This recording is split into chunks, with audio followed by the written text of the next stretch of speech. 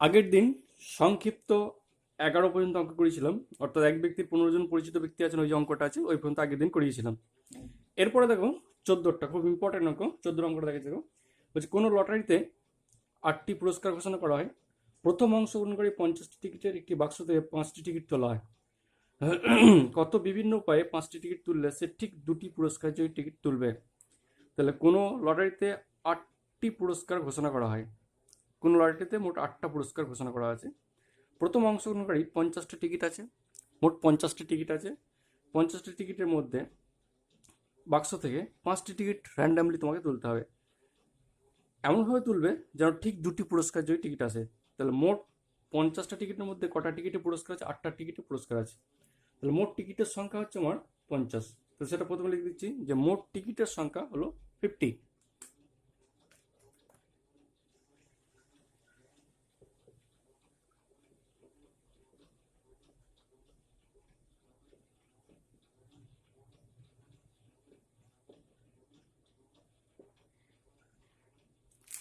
মোট টিকিটের সংখ্যা হচ্ছে 50টা, ঠিক আছে।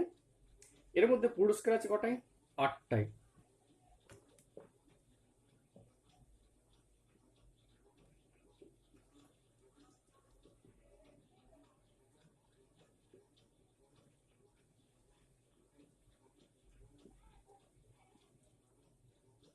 এর মধ্যে পুরস্কার আছে তোমার 8টিতে, তাহলে পুরস্কার নেই কটাই? 50 মাইনাস 8 সমান 42 হবে। তাহলে পুরস্কার নেই এমন টিকিটের সংখ্যা, তো পুরস্কার বিহীন টিকিটের সংখ্যা হবে 50 মাইনাস 8 সমান 42টি।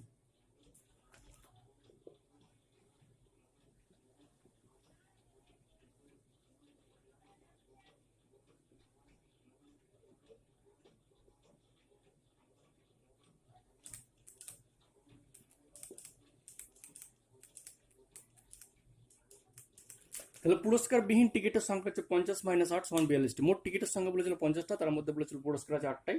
তাহলে পুরস্কার নেই মান পুরস্কার বিহীন টিকিটের সংখ্যা হচ্ছে 50 বিযুক্ত 8 সমান 42টি। এখন প্রশ্ন হচ্ছে 50 টিকিট থেকে তোমাকে কটা টিকিট তুলতে বলেছে? মোট 5টা টিকিট র্যান্ডামলি তুলতে বলেছে। কত বিভিন্ন উপায়ে 5টি টিকিট তুললে সে ঠিক 2টি পুরস্কার জয়ী টিকিট পাবে। তাহলে পুরস্কার জয়ী টিকিটের সংখ্যা আমার কটা? 8টা। আর পুরস্কার নেই কটা? 42টা। তাহলে পুরস্কার জয়ী টিকিট হচ্ছে 8টা।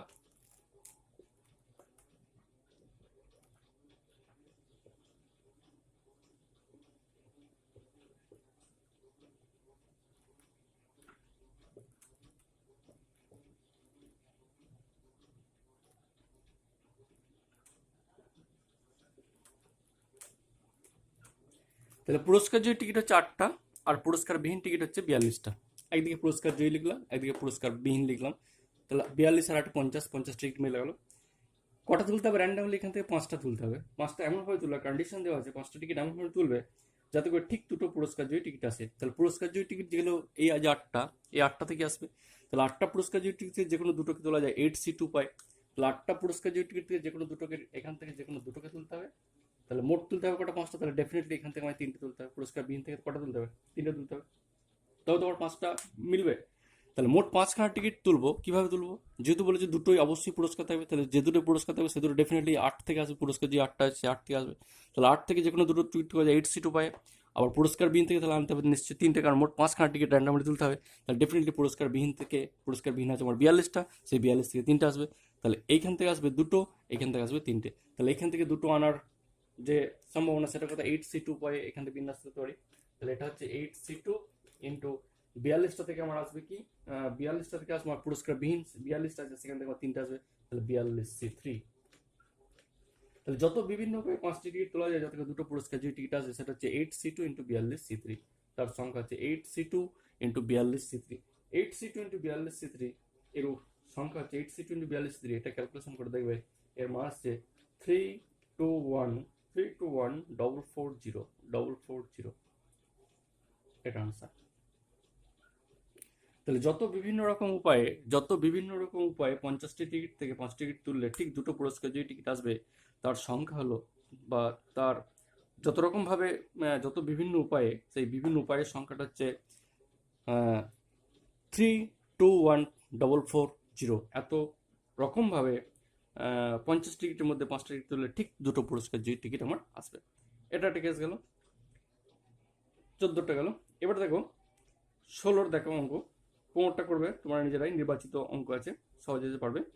এবার দেখো 16 দাগের 1 2 বলে দিচ্ছি। 16 অঙ্কটা দেখো,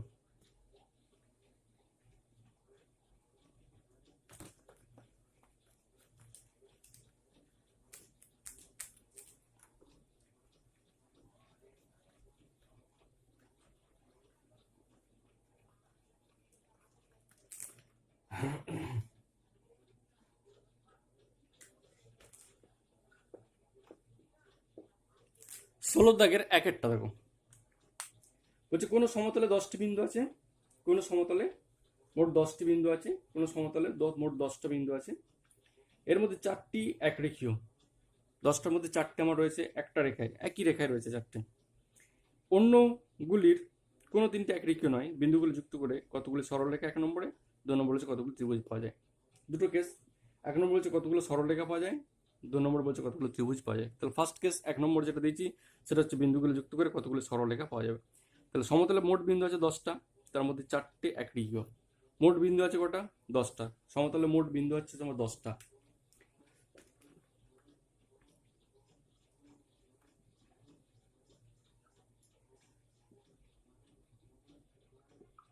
এটা মনে করো একটা প্লেন সমতল, ঠিক আছে? এই সমতলে মোট বিন্দু আছে 10টা, তার মধ্যে কি বলেছে, 10টার মধ্যে বলেছে 4টি একরেখীয়। তো 10টার মধ্যে আমার 4টে একরেখীয়। তাহলে 10টা বিন্দু মনে করে এরকম রয়েছে, এখানে একটা, এখানে একটা, এখানে একটা, এখানে একটা, এখানে একটা, এখানে একটা, একটা, এটা, এটা 4টে, 7টা, 2টো 9টা, আর একটা মনে করে এখানে রয়েছে। তাহলে মোট 10টা বিন্দু হয়ে গেল আমার। 10টার বিন্দুর মধ্যে 4টে একরেখীয় বলেছে, তাহলে এই 4টে একরেখীয়, 1 2 3 4 এই 4টে একটা লাইন রয়েছে, আর বাকিগুলো দেখো ভিন্ন ভিন্ন লাইন রয়েছে। তাহলে 1 2 3টে, আর 3টে 6টা, এই 4টে 10টা। তাহলে মোট যে 10টা বিন্দু হলো, এই 10টা বিন্দুর মধ্যে বলছে 4টে একরেখীয়, মানে একটা রেখা আছে তো একই লাইনে রয়েছে 4টে বিন্দু একরেখীয়, মানে একটা লাইনের মতো করে সোজা রয়েছে, আর বাকিগুলো র্যান্ডামলি রয়েছে একটা প্লেনের মধ্যে। তো প্রশ্ন হচ্ছে যে বিন্দুগুলো যুক্ত করলে কতগুলি সরলরেখা পাওয়া যাবে। তাহলে সরলরেখা, দুটো বিন্দুর যুক্ত করলে এক সরলরেখা, সরলরেখার জন্য কটা বিন্দু দরকার? দুটো বিন্দু দরকার। তাহলে 10টা বিন্দু থেকে মোট বিন্দু রয়েছে কটা? মোট 10টা। মোট বিন্দুর সংখ্যা কটা? মোট 10টা আছে।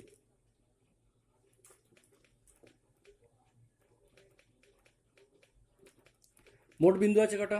10টা।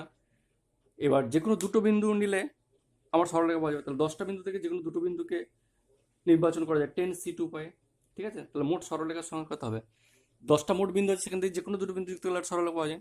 এখন এইভাবে করছি, তাহলে 10টা থেকে যে কোনো দুটো বিন্দু যুক্ত করলে যে সরলরেখাটা পাওয়া যায় তার সংখ্যা হচ্ছে, তাহলে নির্ণয় সরলরেখার সংখ্যা হবে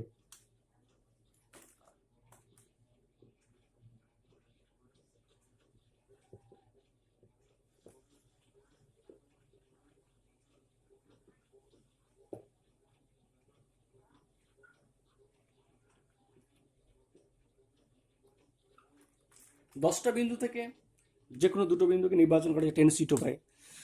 এবার এখানে একটা কন্ডিশন দিয়েছে, বলছে কোনো 4টে বিন্দু একরেখীয়, অর্থাৎ এর মধ্যে যে কোনো 4টে বিন্দু একরেখীয় বলে দিয়েছে, তার মধ্যে 4টে বিন্দু একরেখীয়, তাহলে এই 4টে বিন্দু একরেখীয়। তাহলে ওই 4টে বিন্দু যেহেতু একরেখীয়, তাহলে ওই 4টে বিন্দু থেকে তো যুক্ত করলে সরলরেখা পাওয়া যাবে না? পাওয়া যাবে কি? তাহলে ওই 4টের জন্য বাদ দিতে হবে। তাহলে ওই 4টে বিন্দু কতগুলো সরলরেখা পাওয়া যাবে সেটা বাদ দিতে হবে। 4টে বিন্দু থেকে কটা সরলরেখা পাওয়া যেত? 4টে বিন্দুর জন্য আমার সরলরেখা পাওয়া যেত 4c2, কারণ 4টে বিন্দু থেকে যে কোনো দুটো নির্বাচন করা যায় 4c2 পাই। তাহলে সেখান থেকে এই 4টের জন্য আমার সেই 4c2 বাদ দেবে, মাইনাস 4c2, কারণ 4টের জন্য আমার যে সরলরেখাগুলো পাওয়া যাচ্ছে, কারণ এই 4টে তোমার একরেখীয়, একটা রেখায় রয়েছে, তাহলে ওই 4টে বিন্দুর জন্য যে সরলরেখাটা পাওয়া যেত সেটা বাদ দিতে হবে। তাহলে মোট 10টা ছিল, সেই জন্য 10c2, কিন্তু এই 4টে যেহেতু আমার একই রেখায় রয়েছে, সেই 4টের জন্য যতগুলো সরলরেখা পাওয়া যায় সেটা বাদ দিতে হবে 4c2। কিন্তু এই 4টে মিলে তো একটা সরলরেখা হয়, যেহেতু 4টে আমার একরেখীয়, তাহলে এই 4টে মিলে আমার ডেফিনেটলি একটা সরলরেখা হবে। 4টে মিলে এই সরলরেখাটা গেলো, সেই জন্য ওই সরলরেখাটা হচ্ছে একটা সরলরেখা, সেই জন্য প্লাস আবার 1। ক্লিয়ার? তাহলে প্রথমে আমি করলাম কি 10c2, কিন্তু যেহেতু 4টে আমার একরেখীয় ছিল সেই জন্য সেই 4টে আমার বাদ চলে যাবে, সেই জন্য 4c2। 4টে একরেখীয় ছিল, সেই 4টে থেকে কতগুলো সরলরেখা পাওয়া যাবে? 4c2, সেটা আমার বাদ চলে যাবে। বাদ চলে যাওয়ার পরেও আবার এক যুক্ত করছে, কারণ সেই 4টে যে একরেখীয় সেই 4টে মিলে তো আমার একটা সরলরেখা পাওয়া যাচ্ছে, সেই জন্য +1। তাহলে 10c2 মাইনাস 4c2 +1, 10c2 এর মান হচ্ছে 45, 10c2 এর মান হচ্ছে 45, মাইনাস 4c2 মানে 6, ডেফিনেটলি 4c2 মানে হচ্ছে 6 +1, তাহলে এর মান হচ্ছে 40। তাহলে 10টি বিন্দুর মধ্যে যদি 4টে একরেখী হয় তাহলে মোট যতগুলো সরলরেখা গঠন করা যায় তার সংখ্যা হচ্ছে 40, অর্থাৎ 40টি। এটা 1 নম্বর কেস গেল। এরপরে 2 নম্বরটা বলেছে কতগুলো ত্রিভুজ পাওয়া যাবে। 2 নম্বরটা কি বলেছে, ত্রিভুজ কতগুলো পাওয়া যাবে। তাহলে এটা গেল সরলরেখার সংখ্যা। এবার আসছি আমি ত্রিভুজের সংখ্যায়।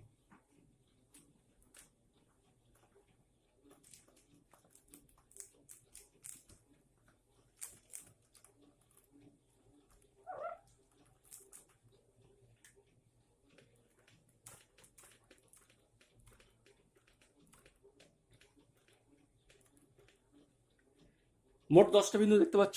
2 নম্বর কেসটা বলছি এবার। 16 দাগের 2 নম্বর কেসটা বলছি। মোট 10টা বিন্দু রয়েছে। 10টা বিন্দুর মধ্যে কতগুলো ত্রিভুজ গঠন করা যায় সেটা বার করতে হবে। তা ত্রিভুজ গঠন করতে গেলে 3টে বিন্দু দরকার। তা 10টা বিন্দু 3টে বিন্দুকে নির্বাচন করে 10C3 উপায়ে। কিন্তু শুধু 10C3 করলে হবে না, যেহেতু 4টে একরেখীয় রয়েছে সেই 4টে থেকে তো যে ত্রিভুজগুলো হবে সেটা ডেফিনেটলি বাদ দিতে হবে। তাহলে 10C3 - 4C3, তাহলে মোট ত্রিভুজের সংখ্যা হবে 10C3। 3টে বিন্দু যুক্ত করলে যেতে হবে। এবার এই যেহেতু এই 4টে একরেখীয়, তাহলে সেখান থেকে আমি যে ত্রিভুজ কোনো পাবো না, সেখান থেকে সেই জন্য 4C3 বাদ দিয়ে দিতে হবে। তাহলে মোট গঠিত ত্রিভুজের সংখ্যা হবে 10C3 - 4C3, কারণ 10টা বিন্দু থেকে 3টে বিন্দু সংযুক্ত করা যায় 10C3 উপায়ে। এবার যেহেতু এই 4টে আমার একরেখীয় একটা লাইনে রয়েছে, তাহলে ওখান থেকে আমি কোনো ত্রিভুজ পেতে পারি না। সেই জন্য ওইখান থেকে ওই বিন্দু কটা থেকে যে ত্রিভুজ কটা পাবো সেটা বাদ দিতে হবে। তাহলে -4C3, ওই 3টের জন্য 4C3 পাবো। 10C3 মানে 120 -4, তার মানে এটা হচ্ছে 120 বিযুক্ত 4C3 মানে 4, ঠিক আছে। তার মানে 116 এত ঠিক। তাহলে 10টি বিন্দুর মধ্যে থেকে 4টি যদি একরেখী হয় তাহলে এখান থেকে গঠিত মোট ত্রিভুজের সংখ্যা হবে 116, অর্থাৎ 116টি। এটা একটা টাইপ গেল। 16 থেকে এক একটা করলাম, 2 3 করে নিয়ে একই টাইপের বলছে। এরপরে বলছে 20টি সরলরেখা এমনভাবে টানো, হ্যাঁ, কোন দুটি সমান্তরাল নয়, তাহলে 3টি সমবিন্দু হয়, তবে এক্ষেত্রে কতগুলো ছেদবিন্দু পাওয়া যাবে। একই রকম ভাবে C2 দিয়ে যেটা সংখ্যা হবে সেটা ছেদবিন্দু পাওয়া যাবে। তো 16 থেকে এক একটা করলাম, 2 3 তোমরা করে নিয়ে সিমিলার অঙ্ক।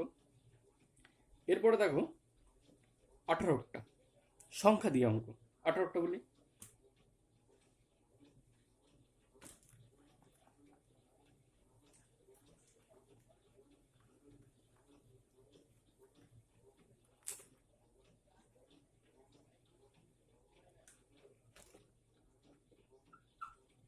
আঠারোটা অঙ্কটা পড়তে দেখো। বলছে একই অঙ্ক একাধিকবার ব্যবহার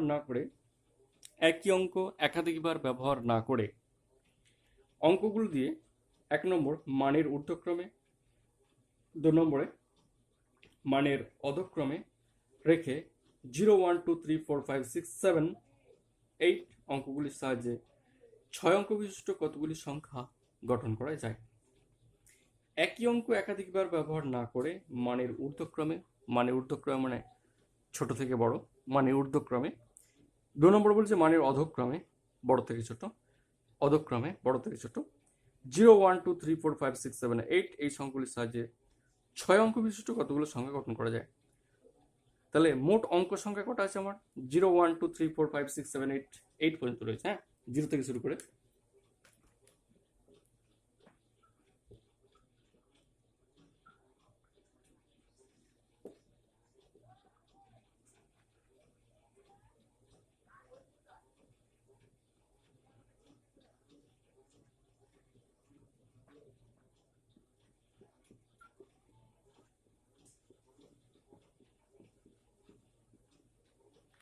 0 1 2 3 4 5 6 7 8 এগুলো হচ্ছে মোট অঙ্ক।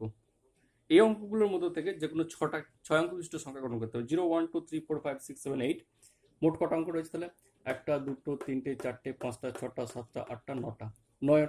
তাহলে মোট অঙ্কগুলির সংখ্যা হলো, অঙ্ক সংখ্যাগুলি হলো 9টি। তাহলে মোট অঙ্কের সংখ্যা যে 9টা, 0 1 2 3 4 5 6 7 8 মোট 9টা অঙ্ক রয়েছে। এখন প্রশ্ন হচ্ছে এই যে 9টা অঙ্ক রয়েছে, এই 9টা অঙ্কগুলোর মধ্যে থেকে 6 অঙ্ক বিশিষ্ট সংখ্যা গঠন করতে হবে। এই 9টা অঙ্ক থেকে 6 অঙ্ক বিশিষ্ট সংখ্যা গঠন করতে হবে, ঠিক আছে। এদের সাহায্যে 6 অঙ্ক বিশিষ্ট সংখ্যা গঠন করতে হবে। অর্থাৎ এই যে 9টা অঙ্ক রয়েছে, এখান থেকে 6 অঙ্ক বিশিষ্ট সংখ্যা গঠন করতে হবে।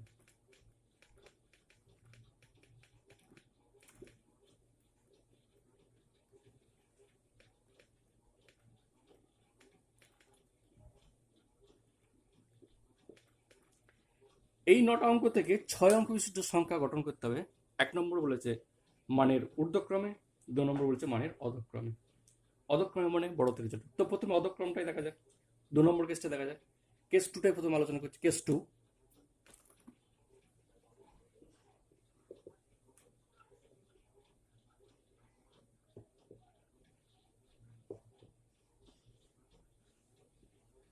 কেস 2তে বলেছে মানের অধক্রমে। কেস 1টা পরে করছি।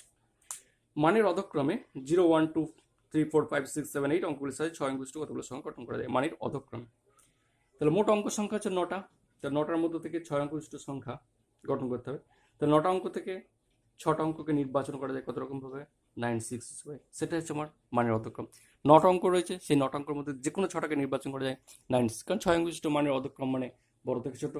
ঠিক আছে, তো সেখান থেকে যে কোনো 6টা নিয়ে নিলে সেগুলো সবসময় বড় থেকে ছোট বা ছোট থেকে বড় সব রকমই সাধারণ। সেখান থেকে আর 6 অঙ্ক বিশিষ্ট পরিবর্তে তো আর 7 অঙ্ক বিশিষ্ট হবে না।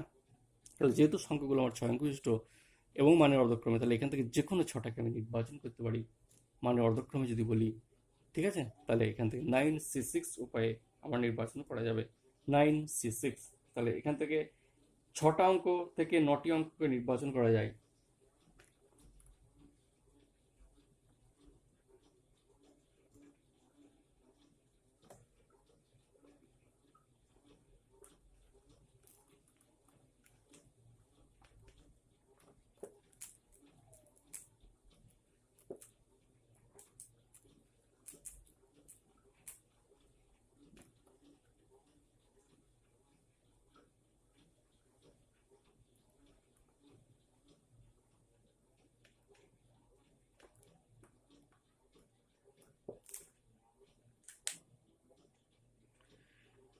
নটি অঙ্ক থেকে 6টি অঙ্ক, 9টি অঙ্ক থেকে যে কোনো 6টি অঙ্ক নির্বাচন করা যায় 9C6 উপায়ে।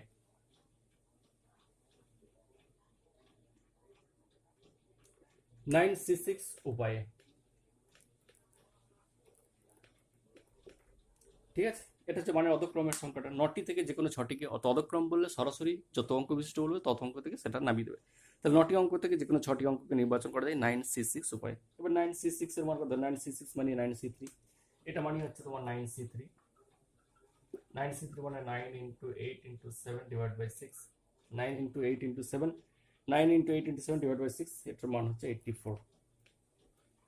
অর্থাৎ মানের অধক্রমে যতগুলি সংখ্যা গঠন করা যাবে তার সংখ্যা হচ্ছে আমার 84। ঠিক আছে, তাহলে 0 1 2 3 4 5 6 7 8 এতগুলো 9টা অঙ্কের সাহায্যে 6টা অঙ্ককে মানের অধক্রম যদি গঠন করা যায় তার সংখ্যা হচ্ছে 9C6, তার মানে 84টি। এখন প্রশ্ন একটা জায়গায় রয়ে গেছে, যদি ঊর্ধ্বক্রম করি, এটা তো অধক্রম, যদি ঊর্ধ্বক্রম করি তাহলে এখানে 84টি সংখ্যা আমার হয়েছে।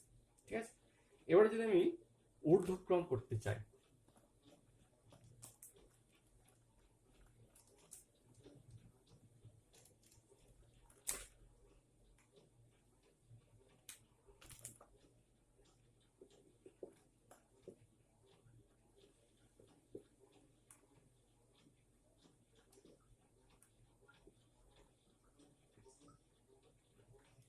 যদি মানের ঊর্ধ্বক্রম করতে চাই তাহলে কি হবে? তাহলে আগে যে 84টা অঙ্ক হয়েছিল, 6 অঙ্ক বিশিষ্ট সংখ্যা 84টা হয়েছিল, অধক্রমের সংখ্যা 84টা হয়েছিল। একটু আগে দেখলাম কেস 2তে 84টা হয়েছিল। এখন যদি ঊর্ধ্বক্রম করতে চাই মানে ছোট থেকে বড়, তাহলে 84টি সংখ্যার ক্ষেত্রে 0 অঙ্কটি থাকবে, অবশ্যই 0 কোথাও না কোথাও থাকবে। 84টি অঙ্কের মধ্যে 0 কোথাও না কোথাও থাকবে। 0 কোথাও না কোথাও থাকবে। যদি 0 কোথাও না কোথাও থাকবে, তাহলে 0 থাকবে, 0 যে নির্দিষ্ট সংখ্যাটা থাকবে, অর্থাৎ এই যে 6 অঙ্ক বিশিষ্ট সংখ্যা মানের অধক্রম হয়েছিল 84টা, এই 84টার মধ্যে কোথাও না কোথাও 0 থাকবে। এখন যদি 0টা তোমার এরকম হয়ে যায়, ধরো একটা সংখ্যা নিচ্ছে এরকম 5 7 8 0 4টে 1 3 মনে করো, 3টে 6 অঙ্ক, এটা একটা সংখ্যা। ঠিক আছে, 84টা সংখ্যা যে হয়েছিল মানের অধক্রমে তার মধ্যে এটা একটা সংখ্যা। এখন এই 6টা অঙ্কের মধ্যে 0 রয়ে গেছে। এই 84টার মধ্যে, 84টা সংখ্যাটার ক্ষেত্রে 84টা যে সংখ্যা তার মধ্যে 0 অঙ্কটি নিশ্চয়ই ছিল, কিছু কিছু অংশের ক্ষেত্রে 0টা ছিল, ও নাও থাকতে পারে।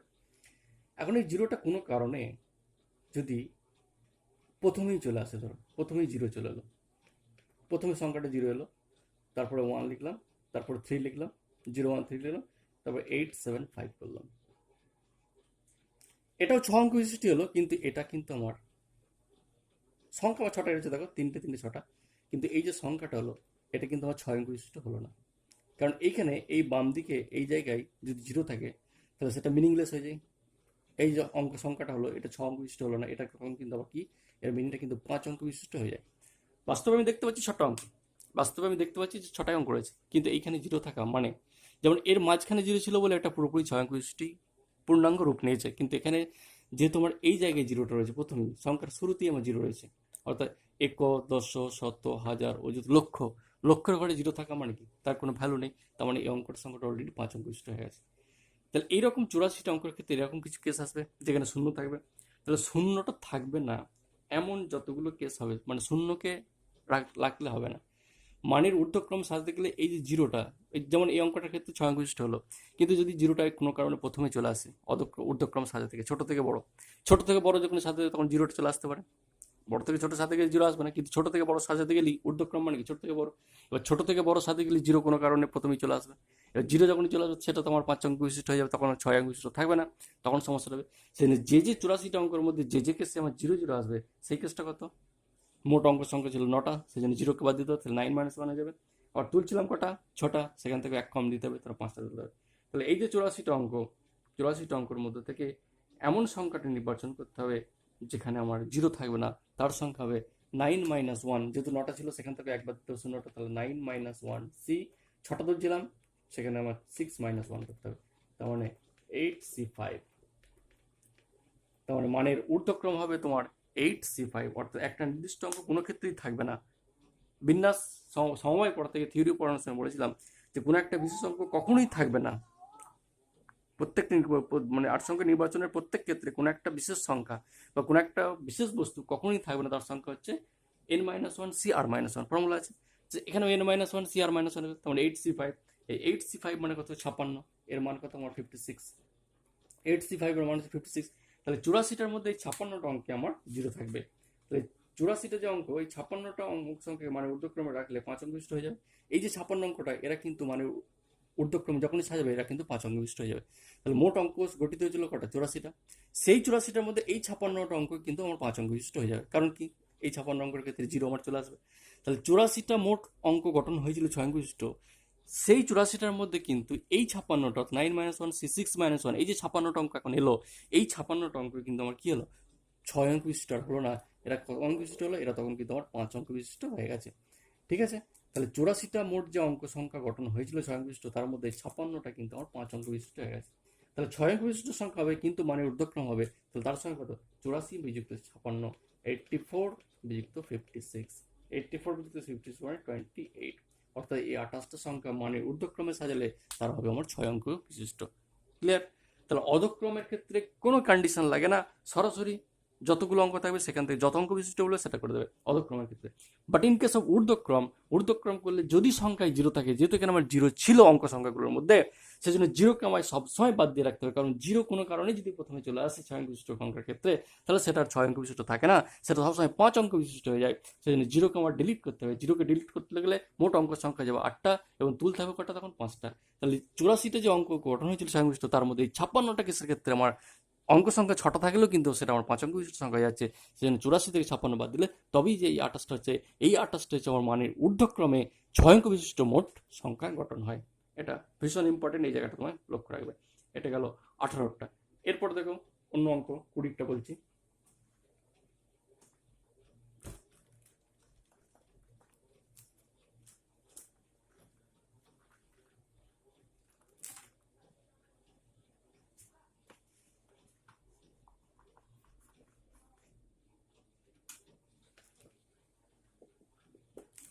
টোয়েন্টি, 20টা বলছে এক ব্যক্তির কাছে 10টি 10 টাকার নোট আছে, 10 টাকার নোট কাছে আছে 10টা, 5টি 5 টাকার নোট আছে, 2টি 2 টাকার নোট আছে, একটি 1 টাকার নোট আছে, সে কত রকম উপায়ে কোনো দরিদ্র ভাণ্ডারে দান করতে পারবে। তা 10টি 10 টাকার নোট রয়েছে, 10 টাকার নোটের সংখ্যাটা 10টা, ঠিক আছে, তাহলে এন সংখ্যক বিভিন্ন বস্তুর মধ্যে কিছু সংখ্যক এক প্রকারের, কিছু সংখ্যক আরেক প্রকারের, কিছু সংখ্যক আরেক প্রকারের, আর বাকিগুলো যদি ভিন্ন ভিন্ন হয় তাহলে মোট যত রকম ভাবে সেটা নির্বাচন করা তার সঙ্গে কি P plus one Q plus one plus R plus one plus dot dot minus ওয়ানের আমরা ফর্মুলা পড়েছিলাম যে কোনো একটা বক্সের মধ্যে থিওরি বলেছিলাম এরকম পি সংখ্যক এক প্রকারের, কিউ সংখ্যক আরেক প্রকারের, আর সংখ্যক এক প্রকারের, বাকিগুলো সব ভিন্ন ভিন্ন। তাহলে এখান থেকে এন সংখ্যক বস্তু নিয়ে এখান থেকে যতগুলো একসঙ্গে যতগুলো ইচ্ছা নিয়ে বিন্যাস করলে, যতগুলো ইচ্ছা নিয়ে সমবায় গঠন করলে, একসঙ্গে যতগুলো ইচ্ছা নিয়ে সমবায় যদি করো তার সংখ্যা হবে কি হবে P plus one Q plus one R plus one dot dot dot dot dot dot dot dot dot dot minus one.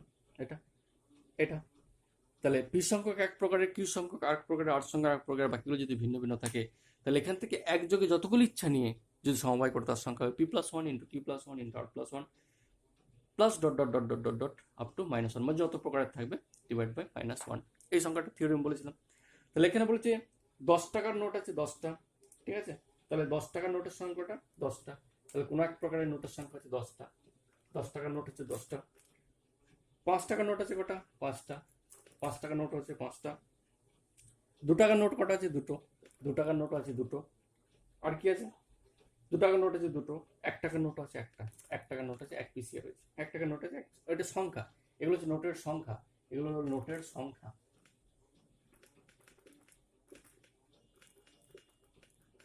10 টাকার নোট 10 পিস, নোটের সংখ্যা 10 টাকার নোট 10 পিস, 5 টাকার নোটের সঙ্গে 5 পিস, 2 টাকার নোটের সঙ্গে 2 পিস, 1 টাকার নোট, অর্থাৎ যত টাকার নোট তত পিসই রয়েছে। খুব সুন্দরভাবে রয়েছে। কয়েক ব্যক্তির কাছে 10 টাকার নোট রয়েছে 10টা, 5 টাকার নোট রয়েছে 5টা, 2 টাকার নোট রয়েছে দুটো, 1 টাকার নোট রয়েছে কত বিভিন্ন রকম উপায়ে সে কোনো দরিদ্র ভাণ্ডারে দান করতে পারবে। তাহলে কোনো এক প্রকারে তার মানে পি বলতে এখানে 10, কি বলতে 5, আর বলতে 2, এরপর আর যদি সংখ্যা এস সেটা হচ্ছে 1, আর বাকিগুলো ভিন্ন ভিন্ন। তাহলে মোট যত বিভিন্ন উপায়ে সে দরিদ্র ভাণ্ডারে দান করতে পারবে, তাহলে যত রকম উপায়ে কোনো দরিদ্র ভাণ্ডারের ব্যক্তিকে দান করতে পারবে তার সংখ্যা হচ্ছে যত রকম উপায়ে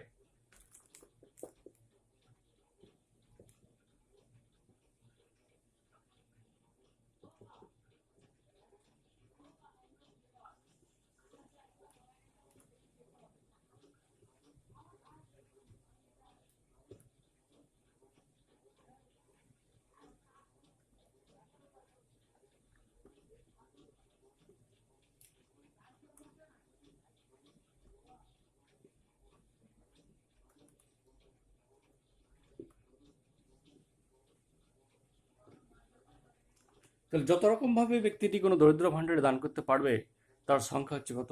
কোন এক প্রকার 10, তাহলে পি এর মান হচ্ছে 10, তাহলে 10 plus 1 into 5 plus 1 into 2 plus 1 into 1 plus 1 বিযুক্ত 1, এই 1টা হচ্ছে এই 1টা, ঠিক আছে? তাহলে 10 plus 1 5 plus 1 into 2 plus 1 into 1 plus 1 minus 1, এটা মানে কত?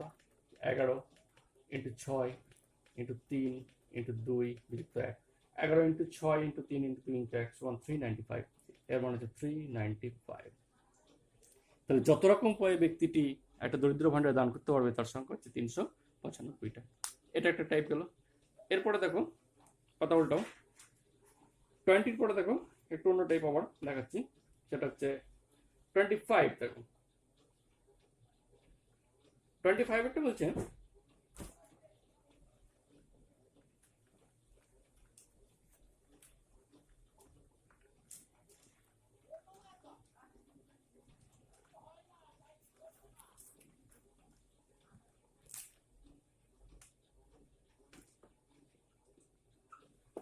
পঁচিশেরটা, 25-এর অঙ্কটা বলছে 10 জন বালক এবং 6 জন বালিকার মধ্য থেকে 10 জন বালক এবং 6 জন বালিকার মধ্য থেকে অন্তত একজন বালক ও অন্তত একজন বালিকা কত রকম ভাবে নির্বাচন করা যায়। 10 জন বালকের মধ্য থেকে অন্তত একজন বালক,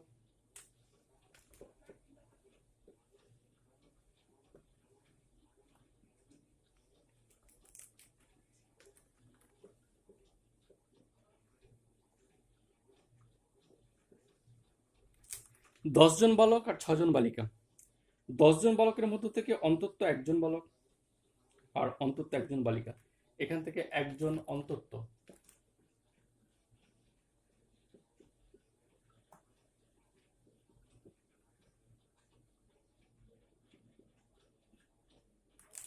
10 জন বালক হইতে অন্তত একজন বালক নির্বাচন করা যায় কত রকম ভাবে, এবং 6 জন বালিকা থেকে অন্তত একজন বালিকাকে নির্বাচন করা যত উপায়। তাহলে ফর্মুলা রয়েছে n সংখ্যক বিভিন্ন বস্তু থেকে অন্ততপক্ষে একজন মানে কি, একজন হতে পারে, 2 জন হতে পারে, 3 জন হতে পারে, সবাই হতে পারে। তাহলে 10 জন বালক থেকে অন্ততপক্ষে একজন মানে কি, 10 জনের মধ্যে একজন নিতে পারি, 2 জন নিতে পারি, 3 জন নিতে পারি, 10 জনকে নিতে পারি। তাহলে তার সংখ্যা কত, 10 জনের মধ্যে থেকে যে কোনো একজনকে নির্বাচন করা যায় 10c1।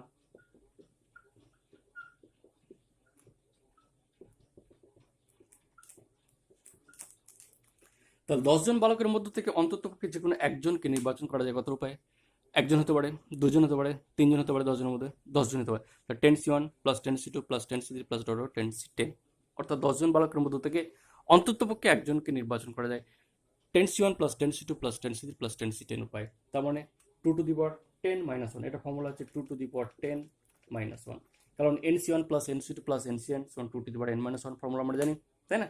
nc1 plus nc2 plus nc3 আগের দিন প্রমাণ করেছিলাম, তার মান হচ্ছে 2^n - 1, তাহলে এখানে এর মান 10, তাহলে 2^10 - 1, তাহলে এটা, তাহলে 10 জন বালকের মধ্যে থেকে যে 2^10 - 1। অনুরূপভাবে 6 জন বালিকার মধ্যে থেকেও যে কোনো একজন নির্ভর করে কত, 6c1 হতে পারে, 6c2 হতে পারে, plus dot dot dot dot plus 6c6 হতে পারে। এর মান কত হবে, 2^6 - 1, এটা। তাহলে 2^10 - 1 হতে পারে, অথবা 2^6 বালিকার মধ্যে থেকে হলে 2^6 - 1। তাহলে মোট যত রকম ভাবে এদেরকে নির্বাচন করা যায়, কোশ্চেন বলে দিয়েছে যে মোট যত রকম ভাবে নির্বাচন করা যায় সংখ্যা কত, 2^10 - 1 ইন্টু 2^6 - 1, এটা উত্তর যাবে তাই। তাহলে মোট যত রকম নির্বাচন করা সেটা 2^10 - 1 ইন্টু 2^6 - 1 সমান, এটা ক্যালকুলেশন করলে তোমার যেটা হবে সেটাই উত্তর। তার মানে 1023 ইন্টু 63, এটা হচ্ছে 1023 ইন্টু 63, 1023 ইন্টু 63, এটার মান হবে তোমার 6,444,6,444,9। তাহলে যত রকম ভাবে 10 জন বালকের মধ্যে থেকে একজন বালক এবং 6 জন বালিকার মধ্যে থেকে একজন বালিকাকে নির্বাচন করে যায়, তার সংখ্যা হচ্ছে 6,444,9। এত রকম ভাবে অন্ততপক্ষে একজন বালক এবং একজন বালিকাকে নির্বাচন করা যায়।